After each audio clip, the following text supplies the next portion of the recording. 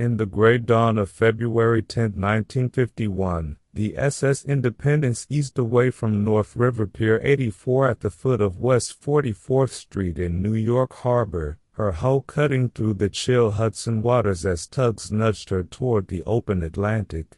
The ambition to defy the Atlantic had finally taken steel form, a bold American challenge to reclaim transatlantic prestige from European rivals after the devastation of war. This was no ordinary departure. It marked the maiden voyage of a ship conceived in the post-war surge of national pride, designed to prove that luxury, speed, and safety could flourish under the stars and stripes on the vital New York to Mediterranean route.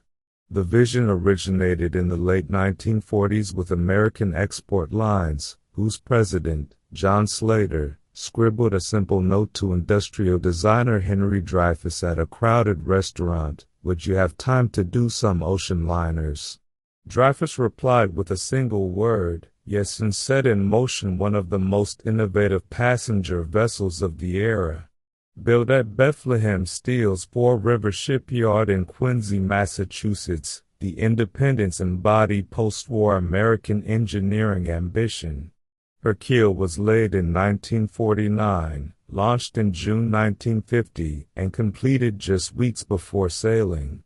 At 683 feet long with a beam of 89 feet, she displaced 23,719 gross register tons, powered by two Bethlehem steam turbines delivering 40,456 kilowatts for a service speed of 22 knots and a trial maximum of over 26 knots. Dual engine rooms ensured redundancy, a nod to wartime convertibility, where she could carry 5,000 troops if needed, while fire-resistant materials and extra hull plating promised unmatched safety. Yet the real gamble lay in blending military-grade resilience with civilian elegance, creating a floating symbol of American resurgence. Passengers boarding that February morning sensed the promise immediately. First-class travelers settled into Dreyfuss-designed cabins with polarized portholes that controlled glare and bedside telephones capable of reaching anyone within 5,000 miles. Dorothy Liebes's textiles, vibrant, metallic threaded draperies and upholstery, bathed suites in rich hues, evoking the informality of a country club fused with deluxe hotel sophistication. The observation lounge stretched 125 feet of picture windows, framing the receding skyline, while public rooms gleamed with early American silver, ship and bottle collections, and tattoo-inspired bar motifs. A passenger later recalled the thrill in a contemporary account: the gentle thrum of turbines beneath polished teak decks, the scent of fresh salt water mingling with varnished wood and new fabrics, the soft glow of indirect lighting that turned evenings into intimate gatherings. The New York Times captured the excitement in its coverage of the sailing, noting the ship as the fastest, safest, and finest of its day.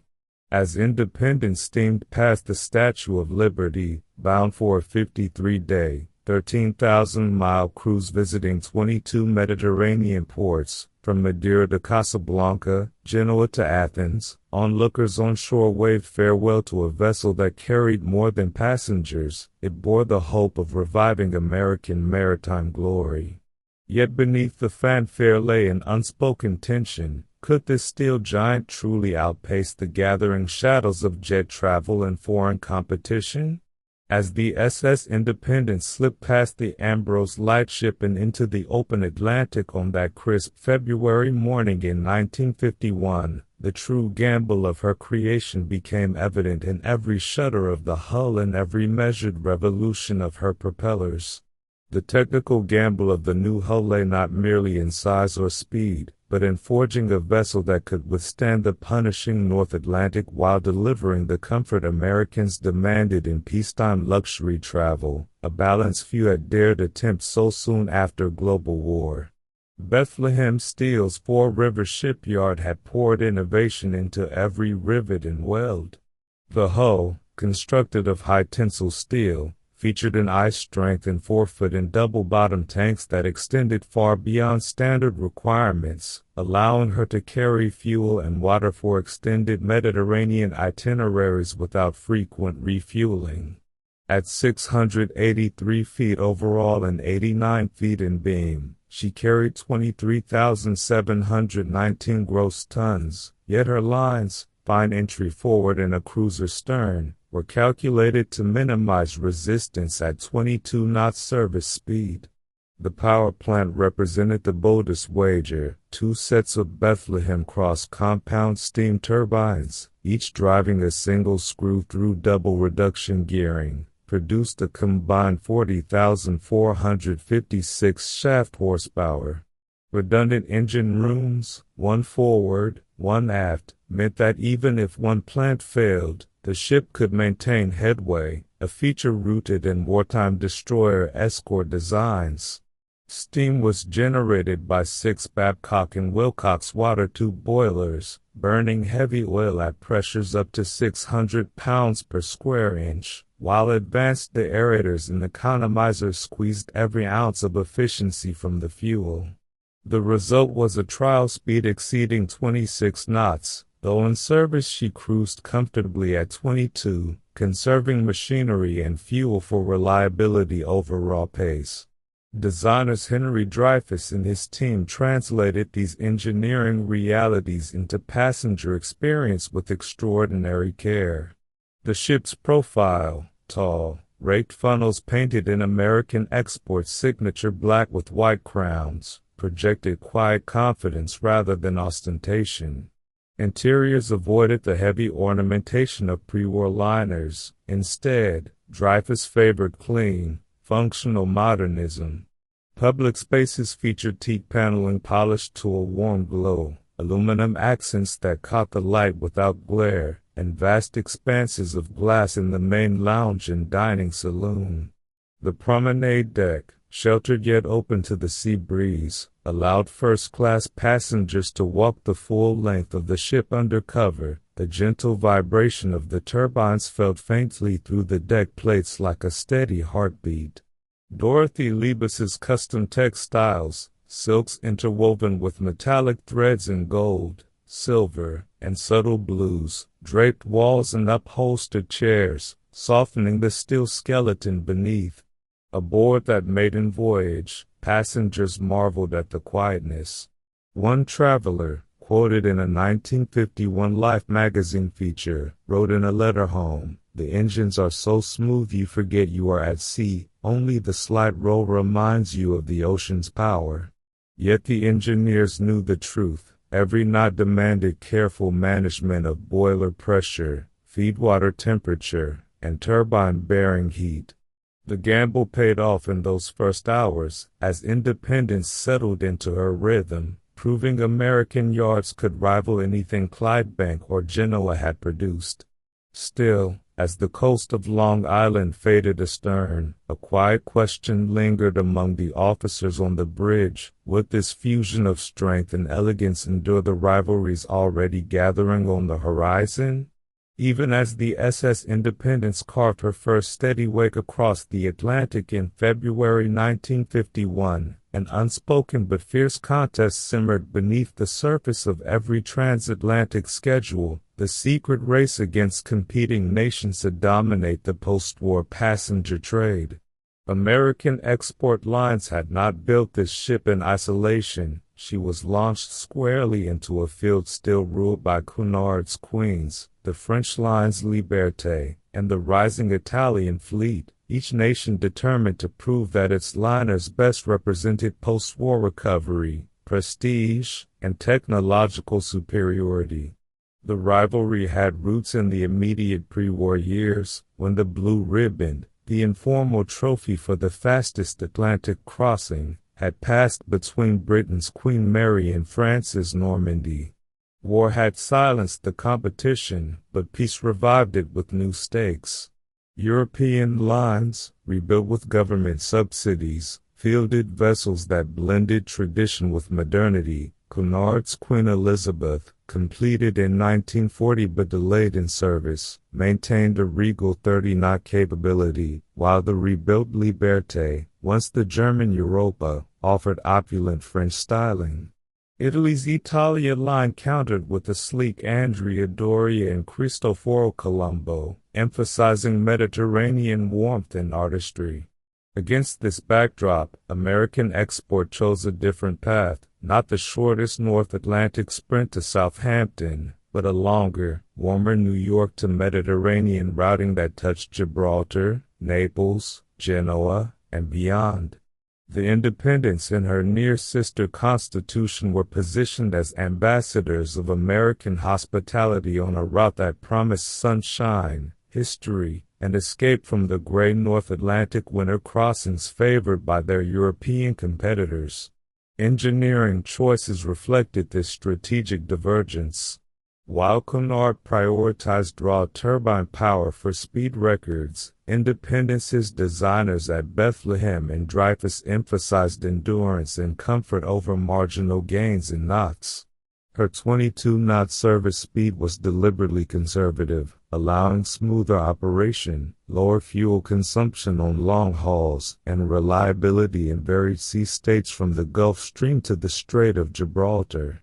The ship's twin-screw arrangement and separated engine rooms provided the redundancy European liners often lacked after wartime losses. Yet the aesthetic contrast was even sharper, where Cunard retained wood-paneled Edwardian grandeur and Liberté flaunted glittering chandeliers. Independence offered a forward-looking American modernism, clean lines, expansive glass, and textiles that shimmered like sunlight on water. Passengers felt the national pride acutely. A first-class traveler on the maiden voyage, quoted in a March 1951 New York Times dispatch, wrote in her diary, "We are not merely crossing the ocean, we are carrying America's best face to the old world, quiet confidence, not showy excess." Crew members, many veterans of wartime Liberty ships, took quiet satisfaction in outmaneuvering foreign vessels at quayside, their black-hulled giant drawing admiring stares in ports from Casablanca to Piraeus.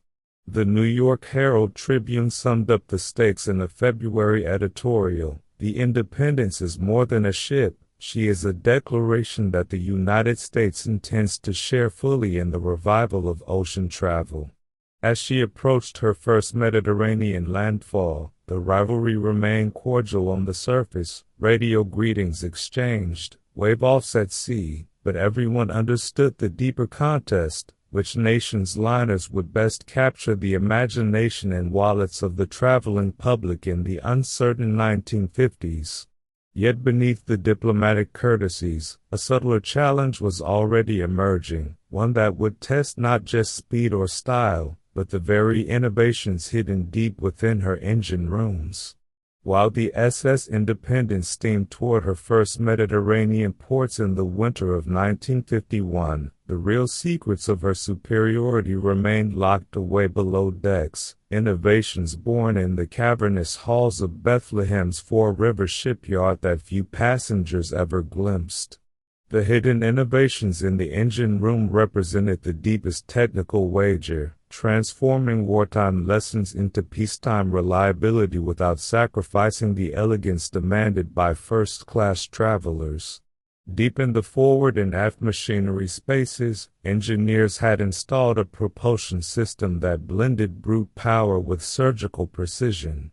The two Bethlehem cross-compound steam turbines, each a towering assembly of high-pressure and low-pressure stages, drove single four-bladed propellers through double reduction gearing that minimized vibration at cruising speed. Steam flowed from 6 Babcock and Wilcox boilers arranged in pairs, their water tube construction allowing rapid response to throttle changes while economizers recovered waste heat to preheat feedwater. A novel feature, rarely publicized at the time, was the automatic combustion control system. Oil burners adjusted flame intensity in response to bridge telegraph orders, reducing black smoke and fuel waste compared to manual firing on older liners. Redundancy ran through every system: duplicate feed pumps, separate condensers, and crossover piping that let one engine room support the other if damage occurred. These measures, drawn from destroyer escort blueprints, ensured the ship could maintain 15 knots on a single plant, a margin of safety European competitors seldom matched. Yet the true ingenuity lay in how these mechanical hearts were shielded from the passenger world above. Soundproofing bulkheads lined with cork and acoustic tiles dampened the turbine whine to a low, almost imperceptible hum on the promenade deck. Ventilation ducts carried cooled, filtered air throughout the ship, while a sophisticated heating system circulated warm water through coils beneath cabin floors, keeping staterooms comfortable even when gales swept the Atlantic. The engine rooms themselves gleamed under bright fluorescent lighting, their steel catwalks and brass handrails polished daily by a dedicated black gang of oilers and firemen who moved like silent guardians. A shipyard foreman, interviewed years later for a maritime history journal, recalled the pride. "We weren't just building a hull, we were building a machine that had to feel like a hotel while behaving like a battleship in a storm." Passengers sensed the result without understanding it. One guest, writing in a letter preserved in the American Export Lines archive, noted during the maiden voyage, "The ship rides so steadily, so quietly, you'd swear the engines were miles away, yet you feel their strength in the faintest tremor underfoot, like a great heart beating in perfect time." The New York Times, in a technical sidebar accompanying its sailing coverage, praised the hidden reserves of power and safety, hinting at features that set her apart without revealing classified details carried over from wartime contracts. As independence settled into her Mediterranean rhythm, docking at sunlit quays where vendors sold oranges and postcards, the engine room innovations proved their worth. No breakdowns, no excessive rolling, only the steady throb that carried her from port to port with clockwork dependability.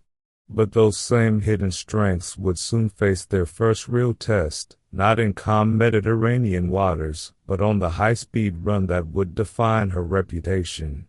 As the SS Independence cleared the Strait of Gibraltar and entered the sunlit expanse of the western Mediterranean in late February 1951, the tension of the first high-speed crossing finally eased into something closer to triumph.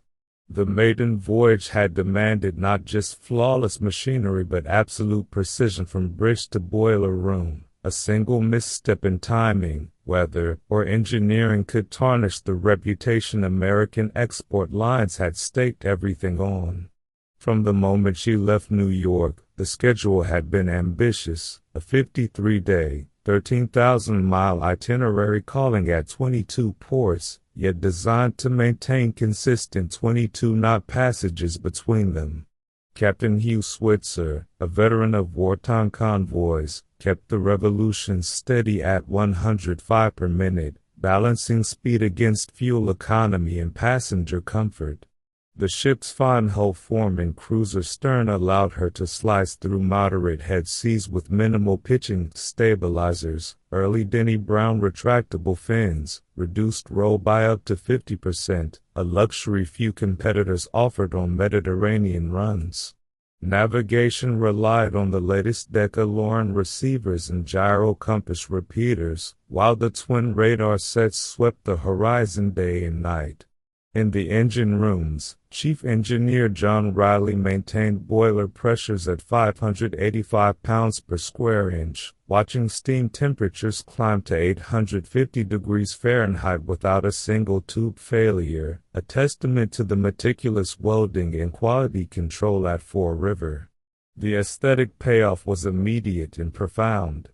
Passengers awoke to golden light streaming through polarized portholes that Henry Dreyfuss had engineered to eliminate glare while preserving the view.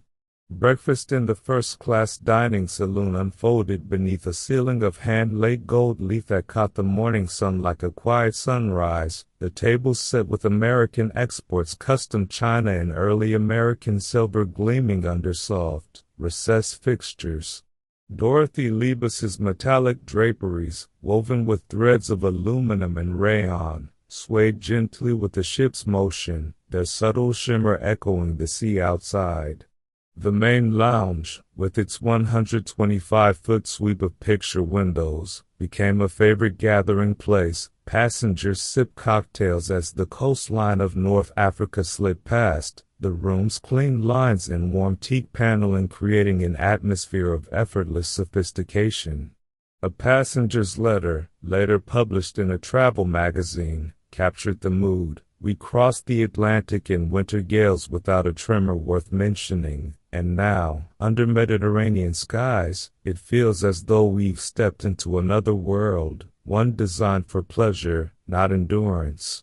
Crew stories circulated too. Stewards recalled serving midnight suppers to insomniac guests who refused to leave the starlit promenade, the deck vibrating faintly underfoot as the turbines hummed below. The New York Times, in a follow-up report cabled from Genoa, declared, "The Independence has proven that American liners can combine speed, safety, and splendor in a way that rivals anything afloat." By the time she reached Paris and then Haifa, the voyage had become a rolling success, celebrity passengers disembarking with glowing praise, travel agents booking return passages months in advance. Yet even as champagne corks popped in the Grand Saloon, the officers knew the real proving ground still lay ahead. The long ocean returned to New York, where the North Atlantic could turn hostile without warning and test every secret the shipyard had hidden in her steel. As the SS Independence lingered in the warm, azure waters off Naples in the spring of 1951, passengers stepped from sun-drenched decks into interiors that felt less like a ship and more like a carefully curated post-war dream, one where every surface, every curve, and every gleam spoke of American optimism reborn. While the interiors evoked a sleek, confident modernity rather than the heavy nostalgia of pre-war liners, became clear the moment one crossed the threshold from the gangway. This was no floating museum of gilded excess, but a deliberate statement that luxury could be light, functional, and forward-looking. Henry Dreyfuss, the industrial designer entrusted with the ship's public and private spaces, approached the project with the same philosophy he brought to telephones, trains, and vacuum cleaners. Form must follow function, yet both should delight the senses. Gone were the dark mahogany paneling and ornate plasterwork of the 1930s, in their place came clean lines, open sight lines, and materials chosen for durability as much as beauty. The main dining saloon stretched the full beam of the ship, its ceiling finished in hand-applied gold leaf that reflected soft, indirect lighting like captured sunlight. Walls of pale sycamore veneer framed vast windows, allowing daylight to flood the space and create an illusion of expansiveness far beyond the steel hull. Tables, set with custom Haviland china and reed and barred in silver, rested on carpeting woven in subtle geometric patterns, practical yet quietly elegant. Dorothy Liebes, the textile artist known as the Weaver of Dreams, collaborated closely with Dreyfuss to infuse warmth and texture. Her signature metallic draperies, silk and rayon interwoven with threads of aluminum, gold, and copper, hung in first-class staterooms and public rooms alike. In the observation lounge, these fabrics caught the changing light of sea and sky, shifting from cool silver in morning to rich amber at dusk. Upholstery in the smoking room featured tactile weaves inspired by American landscapes, subtle blues evoking the Atlantic, warm earth tones for the Mediterranean, while the bar drew playful inspiration from sailor tattoos, its stools wrapped in leather etched with anchors and stars. Aluminum trim, polished to a satin finish, outlined doorways and handrails, reflecting light without glare and lending an almost weightless quality to the architecture. A first-class passenger, writing in her diary during the maiden voyage, captured the effect. It's as if someone took the best of a Park Avenue apartment and set it adrift, quiet luxury that doesn't shout, only whispers comfort at every turn. Crew members noted how the design eased their work too. Wide corridors reduced congestion, modular furniture allowed quick rearrangement for special events, and fire-resistant fabrics met stringent post-war safety codes without sacrificing style. The New York Herald Tribune, in a glowing review from Genoa, observed, "The Independence proves that American taste need not imitate Europe, it can lead with simplicity, light, and innovation." Passengers lounged in the library, its shelves lined with leather-bound volumes and reading lamps of brushed brass, feeling not confined by the ocean, but liberated by thoughtful design. Yet for all the serene beauty above decks, an invisible boundary ran through the ship's very structure, one that separated the polished world of first class from the more austere quarters below, where the social machinery of the era revealed its sharper edges. Even as the SS Independence basked in Mediterranean sunlight and her gleaming interiors drew admiring sighs from first-class passengers, an invisible wall ran vertically through every deck, a silent divider that reminded everyone aboard that luxury at sea, like society ashore, remained strictly tiered. The invisible wall between luxury and steerage persisted in 1951 not as overt cruelty, but as a carefully engineered hierarchy that mirrored the post-war world's lingering class distinctions. First-class passengers occupied the upper decks, boat deck and promenade deck, where staterooms featured private bathrooms, polarized portholes, and bedside telephones linking them to ship or shore. They dined in the grand saloon beneath gold-leaf ceilings, danced in the nightclub to a live orchestra, and strode sheltered promenades where stewards served bouillon at 11. Below, on C&D decks, tourist-class travelers enjoyed comfortable but simpler accommodations, shared bathrooms, smaller lounges with modest furnishings, and a dining room that served the same quality food yet in a less ornate setting. Farther down, in the forward and after sections, lay cabin class in the remnants of what had once been steerage, now rebranded as third class, with bunk-style berths, communal washrooms, and open deck space exposed to wind and spray. The separation was physical, watertight doors and stairwells controlled access, ensuring first-class passengers rarely encountered the lower decks unless curiosity or a wrong turn led them there. Crew members navigated these boundaries daily. Stewards in crisp white jackets served caviar and champagne topside while mess stewards carried hearty stews below. Engineers passed through all levels but belonged to none. Social interaction followed unspoken rules. First-class children played shuffleboard on the sunny sports deck, while third-class youngsters kicked a ball on the forward well deck, separated by several steel bulkheads. Yet moments of connection slipped through. A first-class passenger might pause to watch a third-class family gaze at the same sunset, or a steward might carry a child's forgotten toy down to its owner with a quiet smile. A tourist-class passenger, in a letter home preserved in the Ellis Island archives, wrote during the 1951 voyage, "We know our place is lower, but the ship is so beautiful even here, the food is good, the sea air fresh. Up above they live like kings, yet we all breathe the same salt wind." First-class accounts, by contrast, rarely mentioned the lower decks. Their diaries focused on bridge games, deck chair naps, and the soft chime of the ship's bell marking mealtimes. The New York Times Society pages, covering celebrity sailings, focused exclusively on the upper world, mentioning arrivals like Walt Disney or Alfred Hitchcock without noting the hundreds traveling more modestly below. This stratification was no accident. American export lines marketed the ship as a floating extension of American aspiration, where one could climb from tourist to first class on future voyages through success ashore. As the Independence turned westward for her return crossing, the social machinery hummed efficiently, everyone fed, entertained, and segregated, yet the arrangement carried a quiet tension. In the vastness of the ocean, class lines felt both artificial and immutable, a microcosm of the world the passengers would soon rejoin.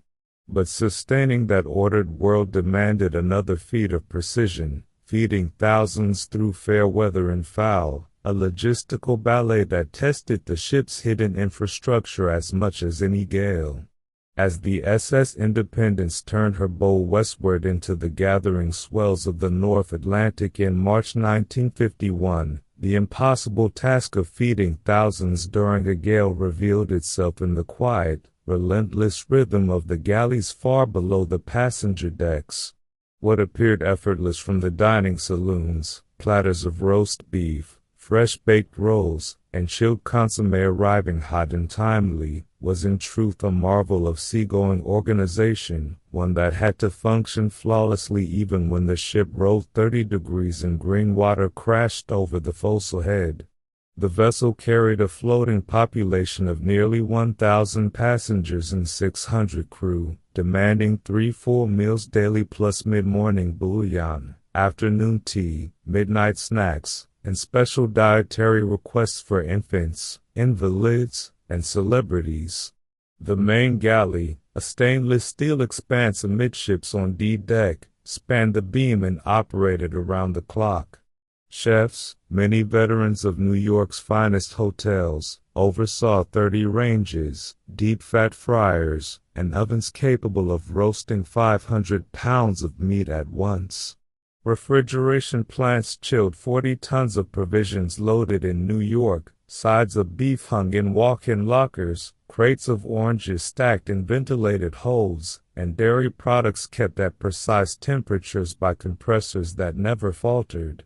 Fresh water, produced by evaporators drawing from the sea, flowed at 200 tons per day, enough for drinking, cooking, bathing, and laundry without rationing. In a rising gale, the challenge intensified. Cooks braced against the pitch and roll, securing pots with chains and sliding trays on dampened surfaces. Waiters in the first-class saloon moved with practiced grace, balancing trays as the ship heeled, while stewards below in tourist class carried tureens hand-to-hand down companionways. Ventilation systems fought the odors of cooking oil and seasickness alike, pumping fresh air through every compartment. The bakery produced 1,200 loaves daily, even when flour dust swirled in the humid air. The butcher's shop carved cuts on stabilized blocks to prevent injury. Waste vanished through an incinerator that burned garbage at sea, leaving no trace for ports to complain about. A steward's memoir, later donated to the Mariners Museum, described one stormy night. The ship rolled like a drunkard, plates sliding, passengers pale, but the soup arrived steaming. We tied ourselves to the sideboard rails and kept going, because if the meal stops, the illusion of calm stops with it. Passengers, cocooned in their luxury, rarely glimpsed this underworld. They tasted only the result: crisp linens, polished silver, and food served with the same composure whether the barometer read 29.80 or 28.50. The New York Times, in a feature on American liners, noted, "Feeding an ocean city at sea is logistics race to art. The Independence does it with the quiet efficiency of a well-run hotel, even when the Atlantic disagrees." By the time the gale subsided and blue skies returned, the galleys had served over 150,000 meals without a single major interruption, a quiet victory of preparation, discipline, and engineering that underpinned every elegant moment above. Yet as calm settled once more, the ship began to attract a different kind of attention, not from weather, but from the famous faces who chose her decks as their stage, turning routine crossings into chapters of celebrity lore. As the SS Independence settled into her regular New York to Mediterranean rhythm through the 1950s, the corridors and lounges once filled with anonymous travelers began to echo with the footsteps of the era's most recognizable names, turning routine crossings into fleeting chapters of Hollywood and cultural myth. The celebrities who shaped the ship's mythos did so quietly at first, seeking escape rather than spotlight, yet their presence left an indelible imprint on the vessel's reputation. Walt Disney chose the Independence for family voyages in the mid-1950s, drawn by her American ownership and the promise of calm seas for his children. On one crossing, as a moderate storm rode the ship, Disney remained unruffled in the observation lounge, sketching ideas for Disneyland while the orchestra played on. A passenger later recounted in a letter to a travel magazine, Mr. Disney sat at a corner table, pencil moving steadily across a napkin, as if the pitching deck were merely a gentle breeze. He smiled at anyone who approached, but his eyes stayed on the horizon, and on whatever dream he was building. Alfred Hitchcock sailed aboard in 1956. En route to film locations in Europe, he favored a deck chair under the awning, observing fellow passengers with the same keen scrutiny he brought to his scripts. Crew stories circulated of the director requesting iced tea at odd hours, always delivered with a nod and a quiet "thank you, my dear," his British accent cutting through the ship's ambient hum. Other luminaries passed through. Grace Kelly before her royal marriage, lounging in first-class staterooms draped with Liebes's shimmering fabrics, Leonard Bernstein rehearsing scores in the piano lounge, even occasional political figures seeking discreet transits. These crossings added layers to the ship's aura. First-class passengers whispered sightings over cocktails, while stewards traded anecdotes in the crew mess. The public rooms, already elegant, seemed to glow brighter under celebrity attention. The gold-leaf ceiling cot reflected flashbulbs in rare shipboard photos. The teak paneling framed impromptu conversations that later appeared in gossip columns. Yet the halls held quieter ghosts too. In off-seasons or late at night, when most passengers slept, the long promenade decks felt haunted by absence. The faint echo of laughter from a long-gone party, the soft creak of a chair left rocking by an open window. A steward, quoted in a 1970s oral history project, remembered, after the famous ones left, the ship felt emptier, like it was waiting for the next story. You'd walk the empty lounge at 3 in the morning, lights dimmed, and swear you could still hear the clink of glasses from weeks before. The New York Times Society page, chronicling a 1955 sailing, noted, "The Independence has become more than a liner. She is a floating salon where America's brightest minds and faces mingle under one roof." These encounters elevated her from mere transport to cultural touchstone, a place where ordinary voyages intersected with extraordinary lives. But fame offered no protection from the ocean's moods. As the decade wore on, the ship would face nights when even the most celebrated passengers could only brace against the fury of the North Atlantic, testing the steel and spirit that had carried them so far. As the SS Independence pushed eastward into the teeth of a late winter North Atlantic storm in March 1956, the night the ocean almost won arrived without fanfare, only the gradual tightening of barometric pressure and the rising moan of wind across the open bridge wings. What began as a moderate head sea soon built into 40-foot swells driven by 60-knot gusts, forcing the ship to slow to 12 knots and alter course slightly south to ease the pounding on her fine bow. Captain Switzer remained on the bridge for 36 hours straight, eyes fixed on the radar scope as green water exploded over the foredeck and streamed along the promenade rails. The stabilizers, those early Denny Brown fins, worked overtime, retracting only when the roll angle threatened to overstress the hull fittings. In the engine rooms, the black gang adjusted steam flow minute by minute, keeping revolutions steady to avoid racing screws when the stern lifted clear of the water.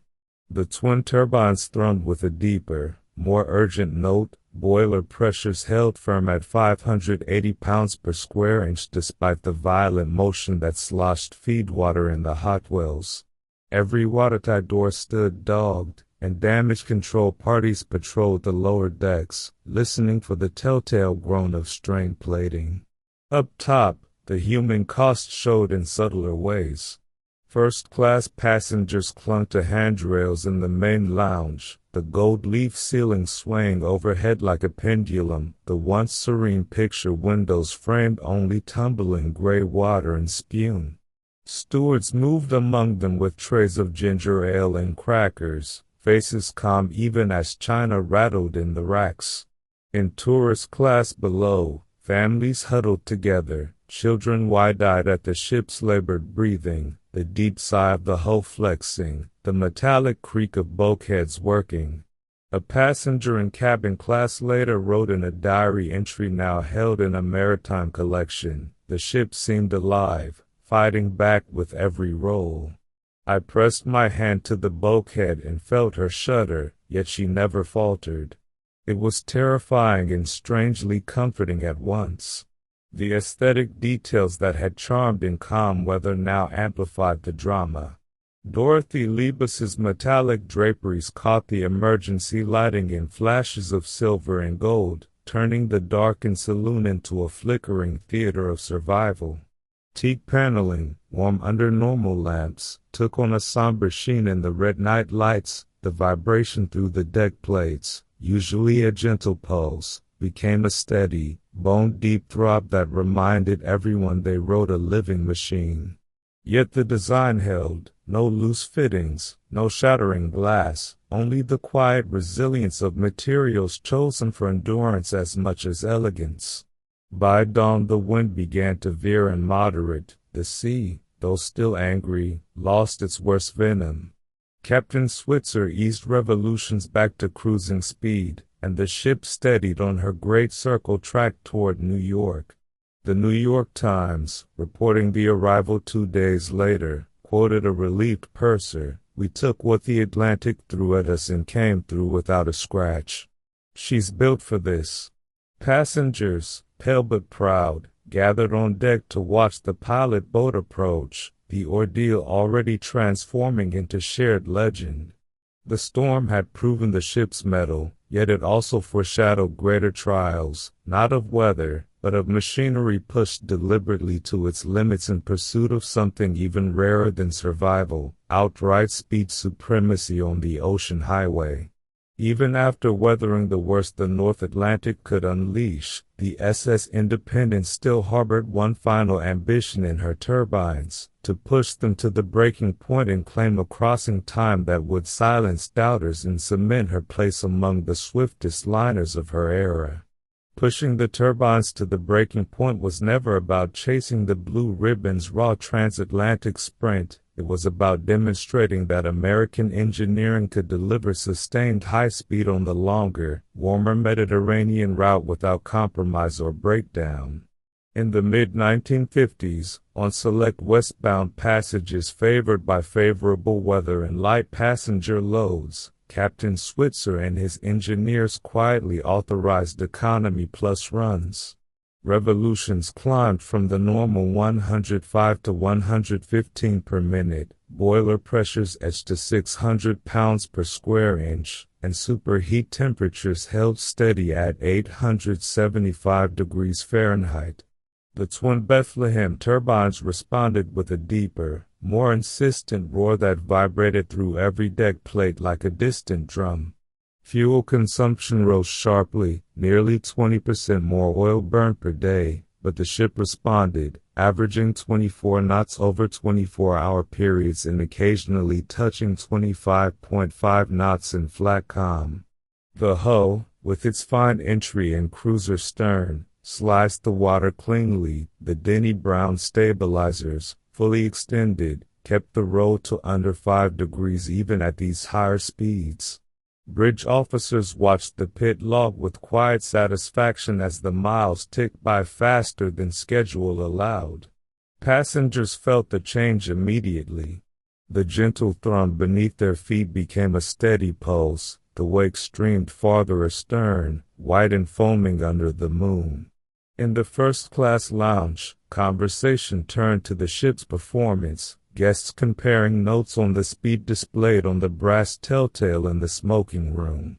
A businessman on one such run, writing in a letter later archived by the Steamship Historical Society, described it vividly. You could sense the engine straining, yet there was no roughness, no vibration that jarred the teak underfoot. The chandeliers swayed only slightly, their crystals catching the light like stars keeping pace with us. Dorothy Liebes's metallic draperies rippled in the increased airflow from the ventilation system, adding a subtle shimmer to the room as if the ship herself were alive with purpose. The aesthetic harmony held firm under stress. Gold leaf ceilings reflected the brighter emergency lighting used during these runs. Polished aluminum trim gleamed without a fingerprint. The clean lines of Dreyfus's design seemed to stretch longer in the accelerated motion. Crew members moved with extra caution, stewards balancing trays against the faint heel, engineers checking bearing temperatures every half hour, but the illusion of effortless luxury never cracked. The New York Times Marine reporter, tipped off after one record-equaling passage in 1957, wrote, "The Independence has quietly demonstrated that speed need not come at the expense of comfort or safety. She covers the ocean miles with the poise of a thoroughbred." These efforts never earned formal trophies. The Blue Ribbon remained a North Atlantic prize, but they burnished her reputation as the most reliable fast liner on her chosen route. Yet the very success that made her shine brightest also marked the beginning of decline. As the 1950s drew to a close, the first whispers of a different revolution reached the radio room, not in the sea, but from high above it. When the calm routines of transatlantic and Mediterranean service were suddenly interrupted in the summer of 1967, the day the luxury ended and the camouflage began arrived not with bombs or sirens, but with a quiet directive from the U.S. government that transformed the SS Independence from pleasure palace to auxiliary naval asset overnight.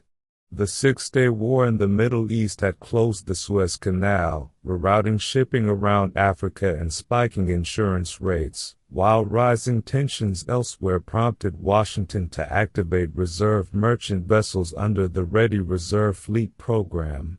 American export lines received the order in July. Independence was to be withdrawn from passenger service immediately, her elegant interior stripped of non-essential furnishings, and her hull repainted in haze gray. The gold leaf ceilings and metallic draperies vanished behind plywood panels and canvas covers. The first-class dining saloon became a makeshift mess hall, its chandeliers wrapped in burlap. Luxury staterooms were converted to troop berths with stacked bunks, while the promenade deck, once lined with deck chairs and shuffleboard courts, now held coiled mooring lines and life raft containers.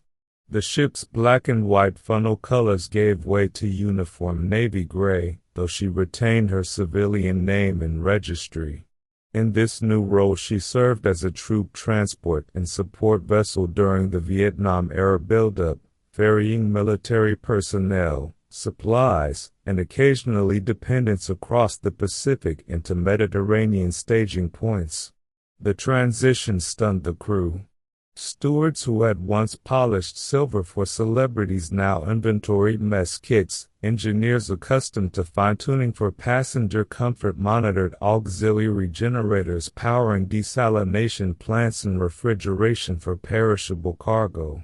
A former first-class steward, interviewed decades later for a maritime documentary, recalled the moment. One day we were serving champagne to diplomats, the next, we were painting over the teak and stacking cots where the orchestra used to play. The ship still smelled of varnish and sea air, but the soul had changed.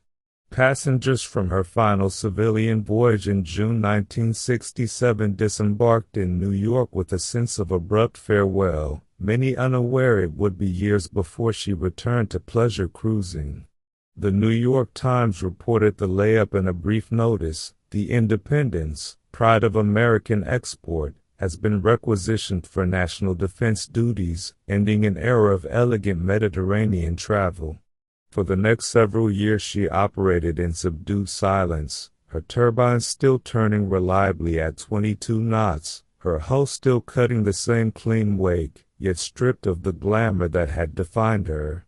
The social machinery that once separated classes now blurred under military necessity. Officers and enlisted shared the same corridors, the same meals, the same quiet pride in the ship's enduring strength. When she finally emerged from layup status in the early 1970s, the world had shifted again, not toward renewed luxury, but toward an even swifter revolution already visible in the contrails overhead. The gray paint would fade, the draperies return, but the interruption had planted the first seed of obsolescence. High above the SS Independence as she cruised the familiar Atlantic track in the late 1950s, the sound in the sky that signaled the end for the sea arrived first as a distant whine, then as a sharp roar that rolled across the water like thunder without clouds. The first commercial jet airliners, Boeing 707s and Douglas DC-8s, began regular transatlantic flights in 1958, shrinking the ocean crossing from 5 days to mere hours and rewriting the rules of passenger travel in a single season. For the Independence, the impact unfolded slowly but inexorably. Her passenger manifests, once filled months in advance, began to thin. Travel agents reported clients opting for the novelty and speed of air over the romance of sea. The ship's Mediterranean routing, longer and more circuitous than the direct North Atlantic sprint, offered no defense against the jet's advantage in time.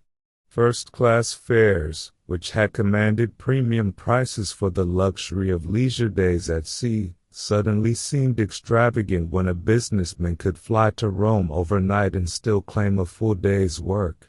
The vessel's elegant interiors, gold-leaf ceilings, metallic draperies, vast picture windows framing endless horizons, remained unchanged, yet they now felt like relics of a slower world. Passengers who still chose the ship did so with a conscious nostalgia. A retired couple on a 1960 crossing, quoted in a travel supplement of the New York Herald Tribune, wrote in their shipboard diary, "We watch the contrails overhead and know our time is ending, but we wouldn't trade these quiet evenings on deck for any jet's haste." The vibration of the turbines, the smell of salt and teak, the soft glow of the lounge at dusk, these are things the sky cannot give. Crew members felt the shift too. Tips grew smaller, tip sheets lighter, and the once bustling purser's office handled fewer currency exchanges and more farewell telegrams. Engineering and design could not compete with physics. The Independence's 22-knot service speed, so carefully balanced for comfort and reliability, now looked quaint beside the 550-knot cruise of a jet at 35,000 feet. Her turbines, once the pride of Bethlehem Steel, continued their steady throb, but the bridge log recorded fewer high-speed runs and more economical plotting to conserve fuel. The promenade deck, where passengers once strolled for hours, saw fewer footsteps. Deck chairs stood empty under the awning as guests preferred the brief sun of a quick flight to weeks of sea air. The New York Times captured the turning tide in a 1959 feature. The jet has conquered distance, but the ocean liner still offers distance conquered by grace. Whether grace can survive speed remains the unanswered question. For Independence, the answer came in dwindling bookings and lengthening layup periods. She soldiered on into the early 1960s, her black funnel still cutting the same clean wake, but the contrails above told the story more plainly than any ledger. As the decade closed, the ship faced not obsolescence alone, but the final, emotional chapter of her civilian life, one that would see her crew gather on the quay for a goodbye no one had expected to come so soon. As the SS Independence eased away from the pier at Honolulu's Aloha Tower for the very last time in February 1997, the emotional goodbye of the last crew unfolded in the quiet rituals of a ship that had already said farewell to her glory days. The once grand liner, now a Hawaiian cruise vessel for American Hawaii Cruises, carried only a skeleton complement, fewer than 200 souls instead of the 1,000 she once welcomed, on what everyone aboard knew would be her final revenue voyage before layup and sail. The sun rose over Diamond Head in a blaze of pink and gold, illuminating the ship's aging profile, funnel still crowned in white, hull painted in the familiar black, yet the paint showed patches of rust where years of tropical humidity had won small battles. Passengers, mostly loyal repeaters who had sailed her since the 1980s, gathered on the promenade deck, many in tears, clutching framed photos of past crossings. They walked the familiar teak planks, now worn smooth by decades of bare feet, and paused at the rail where they had once watched Maui slip astern. The vibration beneath their souls felt the same, steady, reassuring, yet heavier with finality. Crew members moved through their duties with deliberate slowness.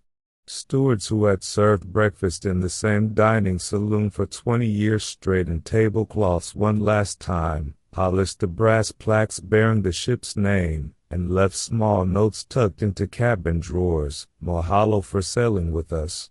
In the engine room, the black gang, many nearing retirement, ran the turbines at reduced revolutions, listening to the familiar whine of bearings and the soft hiss of steam as if committing every sound to memory. A longtime engineer, quoted years later in a maritime podcast, said simply, "We didn't talk much that day. We just kept her going, because stopping felt like giving up." The captain's voice came over the public address at sunset, calm and measured. "This is your captain speaking. We have shared many islands, many sunsets, many stories. Tonight we sail one last time together. Thank you for making Independence part of your lives." Passengers gathered in the lounge, its gold leaf ceiling still catching the dying light. Dorothy Liebes's draperies faded but proud, raising glasses of champagne in a toast that mixed joy and sorrow. A passenger's email, later shared on a cruise forum, captured the moment. The ship rode gently, the same way she always did, and for a few hours we pretended nothing had changed. Then the lights dimmed, the music stopped, and we knew it was over. When she docked at Honolulu the next morning, the gangway lowered for the final time. Crew filed ashore in civilian clothes, some saluting the hull as they left. Passengers lingered, reluctant to step off the gangplank. The New York Times, in a brief obituary for the era, noted, "The Independence, once America's answer to the Atlantic, ends her career in the islands she came to love." Tugs nudged her to a layup berth, where silence replaced the hum of life aboard. Yet even in quiet, the ship refused to vanish entirely. Her still held the echoes of laughter, storms survived, and dreams carried across oceans, a legacy that would not fade with the paint or the last departing footstep. Even now, long after the last gangway was stowed and the final whistle faded above Honolulu's harbor, the steel ghosts of the SS Independence still haunt our modern world, reminding us why a single ship, building in America still healing from war, could carry so much more than passengers across the sea. Her story endures not because she was the fastest or the largest, but because she embodied an idea that elegance, strength, and optimism could coexist in motion, that the journey itself could be as meaningful as the destination. Today, fragments of her survive in unexpected places. The gold-leaf ceiling panels from the main dining saloon were salvaged during her 1970s refit and now grace a private collection in California. Lengths of Dorothy Liebes's shimmering metallic drapery hang in a maritime museum exhibit, their threads still catching light as they did under Mediterranean suns. Engine room telegraphs and brass nameplates rest in display cases, while thousands of photographs, passengers leaning on the rail at sunrise, children waving from the sports deck, circulate in online archives and family albums. Former crew members, now in their 80s and 90s, still gather at reunions, swapping stories of storms survived, celebrities glimpsed, and the quiet pride of keeping her running when everything else felt uncertain. The ship's deeper imprint lies in what she represented. In an era when jet travel erased distance and cruise ships grew into floating resorts, Independence proved that scale need not erase intimacy. Her clean mid-century lines, the soft vibration of well-tuned turbines, the way light played across teak and aluminum, these details shaped the aesthetic memory of an entire generation. For the 50-plus Americans who sailed her, she remains the floating embodiment of post-war confidence, a place where you could dress for dinner, dance under chandeliers, and wake to new ports without ever losing the sense that the world was still vast and worth savoring slowly. Maritime historians point to her as a bridge between eras. She carried the last echoes of the classic ocean liner while adapting to new roles: troop transport, island hopper, symbol of American presence in the Pacific. Her 50-year lifespan outlasted most of her contemporaries. Her engines, designed for reliability over flash, kept turning long after faster ships had gone to the breakers. A retired chief engineer, speaking at a 2010 symposium, summed it up: "We didn't build her to set records. We built her to last, and she did, longer than anyone expected." The New York Times, in a retrospective published on the 50th anniversary of her maiden voyage, wrote, "The Independence was never merely a means of transport. She was a moving testament to what thoughtful design, skilled hands, and national pride could achieve when the ocean still mattered." Today, when most travelers cross the Atlantic in 7 hours and think little of the water below, her ghost lingers in the few who still choose the slow crossing, in the handful of classic liners that remain, in the books and documentaries that keep her story alive, in the quiet nostalgia that rises whenever someone says, "There used to be ships like that." She may be gone, cut apart on the beaches of Along in 2001 after a final, controversial journey, but the wake she left has not smoothed.